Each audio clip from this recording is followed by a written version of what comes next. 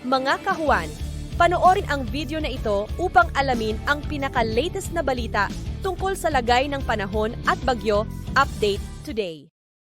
Mas humina pa at nag-downgrade na into a tropical depression si Bagyong Emong at hulitong namataan sa layong 500 kilometers northeast ng Itbayat, Batanes. Taglay na nito ngayon yung lakas ng hangin na 55 kilometers per hour malapit sa sentro at bugso ng hangin na umaabot sa 70 kilometers per hour. Ito'y kumikilos pahilaga-hilagang silangan sa bilis na 45 kilometers per hour and mapapansin nga po natin na mas bumilis yung pagkilos nito and ina-expect po natin between this 5 a.m. to 7 a.m. ay nasa labas na ito ng ating area of responsibility. And sa kasalukuyan, wala na pong epekto si Bagyong Emong sa anumang bahagi ng ating bansa. Samantala, yung isa pang bagyo na minomonitor natin, yung dating si Bagyong Dante, ay huling namataan sa layong 640 kilometers hilaga ng Itbayat, Batanes. And gaya po ni Bagyong Emong, ay wala na rin po itong epekto sa anumang bahagi ng ating bansa. And bukod po dito,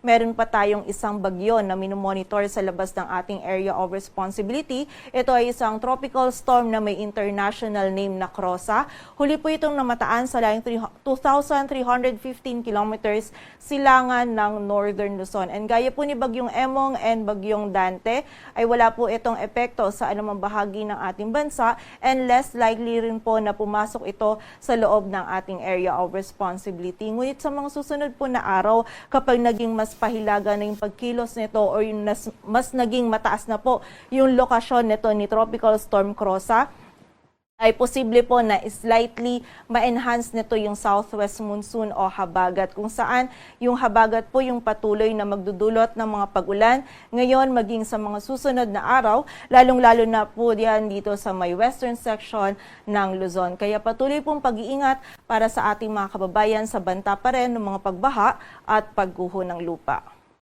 At ayon nga sa ating latest forecast track analysis ni Bagyong Emong, patuloy na nga po itong palayo sa anumang bahagi ng ating kalupaan. And muli, between this 5 a.m. to 7 a.m. ay nasa labas na po ito ng ating area of responsibility. And mapapansin na din po natin na hindi na po hagip ng mga malalakas na hangin na dala nito yung area ng extreme northern Luzon. And posible din po na paglabas nito ng ating area of responsibility ay mas humina pa ito at maging isang low pressure area na lamang.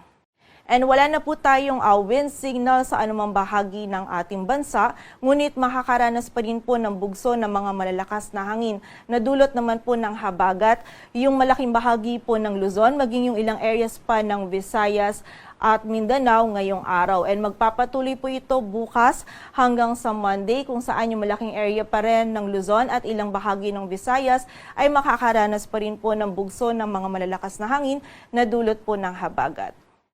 Samantala, para naman po sa mga pag-ulan, wala na pong dalang pag-ulan si Bagyong Emong sa anumang bahagi ng ating bansa.